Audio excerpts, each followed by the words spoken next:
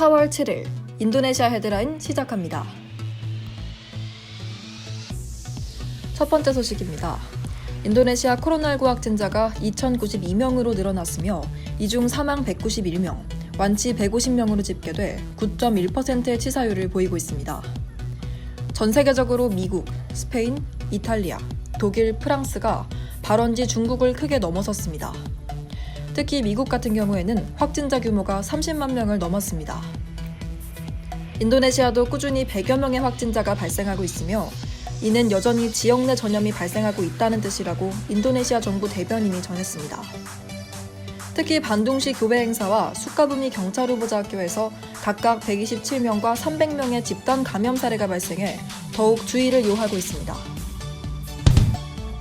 하지만 인도네시아 정부는 코로나19 확진자가 2,000명을 넘었음에도 경제 지장을 우려해 봉쇄 불가론을 고수하고 있습니다. 특히 2,500만 명 안팎의 민족 대이동이 벌어지는 르바란 고향 방문 무딕을 금지하지 않겠다고 밝혀 감염 확산 우려가 매우 커지는 상황입니다. 조코위 대통령은 전날에도 라마단 르바란 준비회의 후 무딕에 대한 공식 금지는 없을 것이라고 밝히면서 경제적 측면과 모든 것을 계산했을 때 봉쇄를 하지 않는 것이 최선의 선택이라 판단됐다고 설명했습니다. 이에 자카르타 주 정부를 비롯해 지방 정부들은 감염자가 전국으로 퍼질 것이라며 자체적으로 진입로 일부를 봉쇄하고 통행금지 시간을 발표하는 등 자구책 마련에 나섰습니다.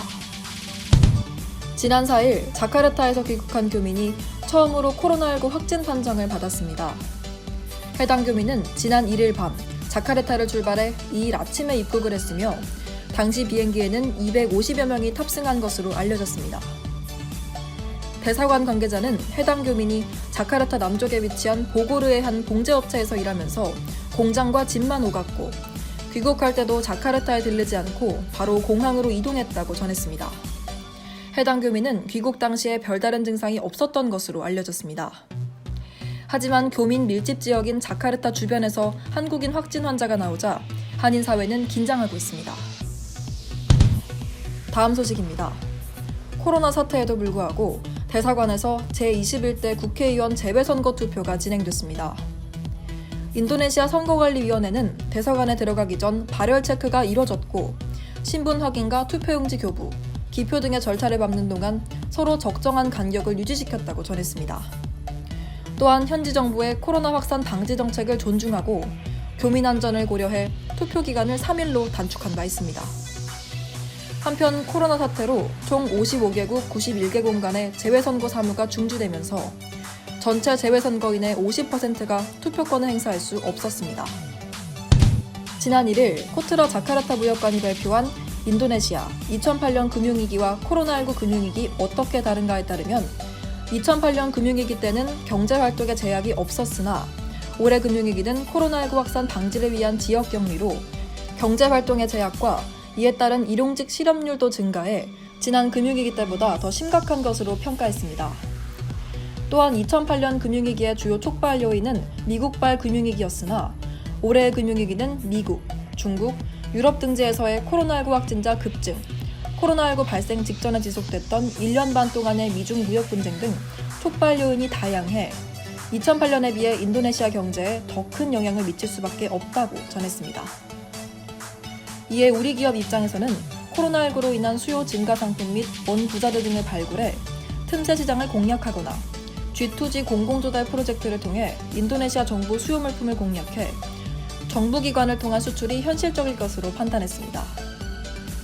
해당 보고서가 분석한 향후 수요 증가 상품으로는 사회적 거리두기에 따른 온라인 관련 IT 프로그램 및 기술, 의료 인프라 관련 건설 장비와 건설 자재, 위생 및 방역을 위한 일회용 플라스틱 제품, 면역 증강제, 비타민, 건강기능식품 등 건강과 관련한 제품의 수요가 증가할 수 있을 것으로 전망했습니다. 금융감독원은 신한카드 인도네시아 법인인 신한인도파이낸스가 지난해 연간 4억 6,500만 원의 순이익을 내면서 인도네시아 진출 4년여 만에 흑자 전환에 성공했다고 전했습니다.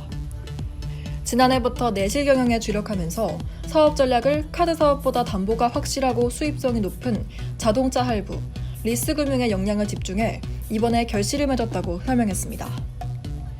신한카드 관계자는 지난해 흑자 전환은 구조조정과 내실 경영을 통한 파이낸스 사업에서의 안정적인 성장을 토대로 일궈낸 성과라며 향후에도 주력 사업인 파이낸스 부문을 강화하고 확장해 나감과 동시에 리테일 시장에 대한 성장 기회 모색도 계속 추진할 계획이라고 밝혔습니다. 다만 그동안 누적된 적자로 자본 잠식 상태인 점은 해결해야 할 과제로 남아 있습니다. 다음은 스포츠 소식입니다.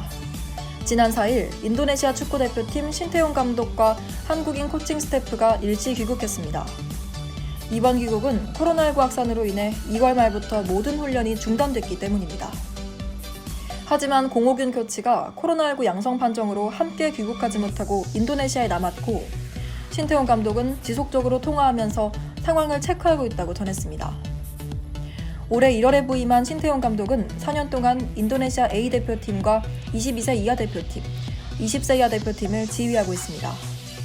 한편 신태용 감독은 귀국 전 코로나19 확산 방지 기금 2만 달러를 인도네시아 축구협회에 전달하기도 했습니다. 시청해주셔서 감사합니다. 시청자 여러분의 많은 사랑 부탁드리겠습니다.